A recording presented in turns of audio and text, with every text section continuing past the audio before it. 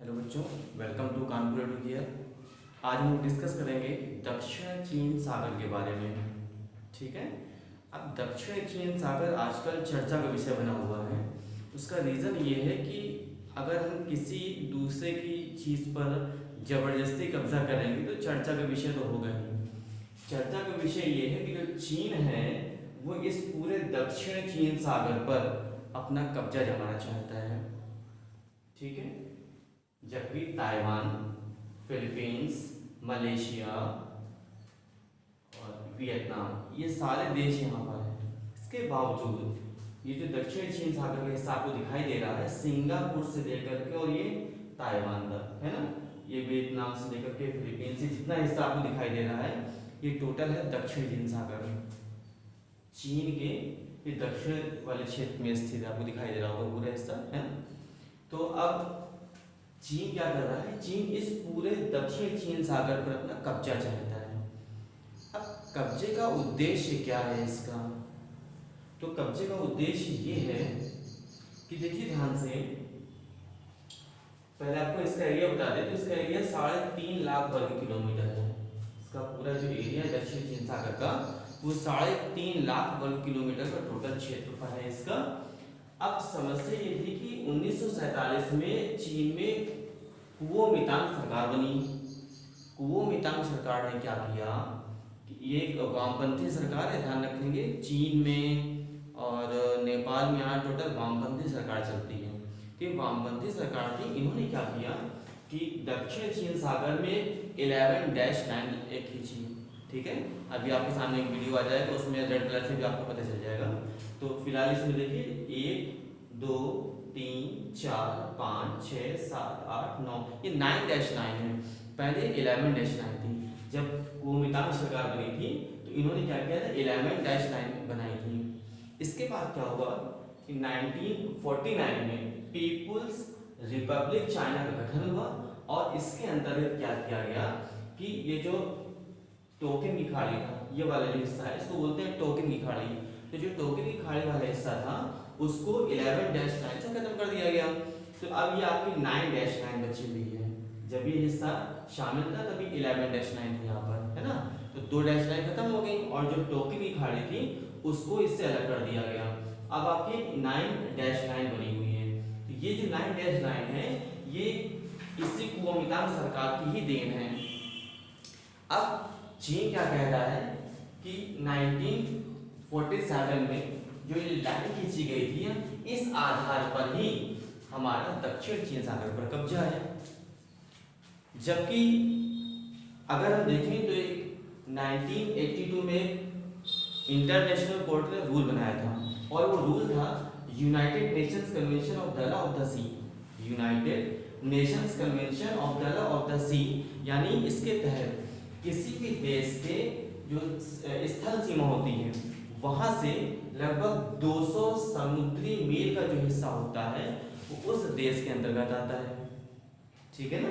जैसे आपके सामने हम चाइना की बात करें तो चाइना का ये समुद्री सीमा है, समुद्री सीमा से लगभग 200 समुद्री मील ये जो हिस्सा होगा ये हिस्सा चाइना के अंतर्गत में आ जाएगा।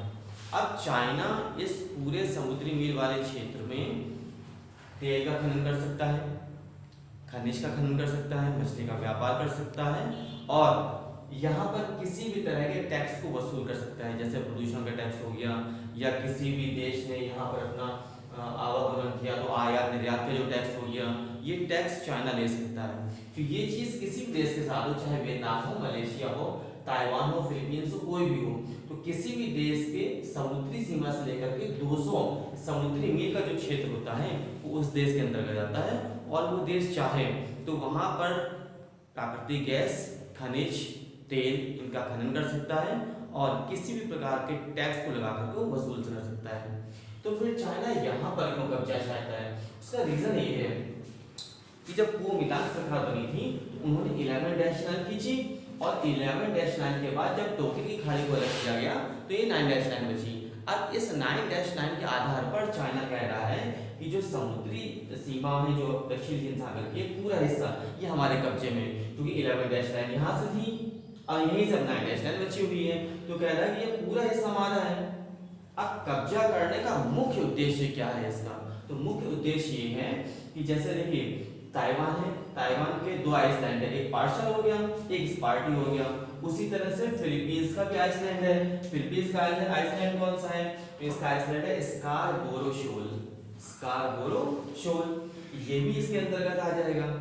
अब समझिए, अब अगर फिलीपींस के जो छोटे छोटे आइसलैंड है या ताइवान के आइसलैंड है ये इसके अंदर में आ जाएंगे, जो 9 डैश लाइन के आधार पर वो कह रहा है।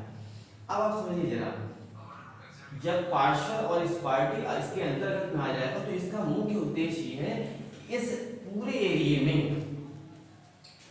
11 अरब बैरल तेल की खान। समझिए ध्यान से, 11 अरब बैरल तेल है वहां पर। प्राकृतिक गैस कितनी है? 190 ट्रिलियन क्यूबिक। इसकी संभावना कितनी है? तो 280 ट्रिलियन क्यूबिक प्राकृतिक गैस। इतने फीट नीचे तक प्राकृतिक गैस है। मूंगे का अपार भंडारण है वहां पर, और इतना मछली व्यापार होता है कि पूरे विश्व का लगभग 55% मछली व्यापार इसी दक्षिण चीन सागर से होता है।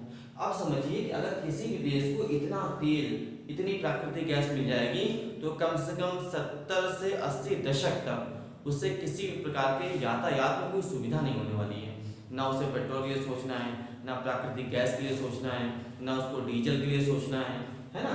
और साथ ही साथ मूंगे की खान उसके पास आ रही है ना।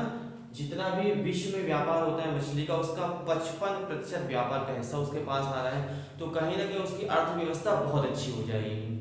यही कारण है कि जो चाइना है वो ये कह रहा है कि दक्षिण चीन सागर पर हमारा हिस्सा है।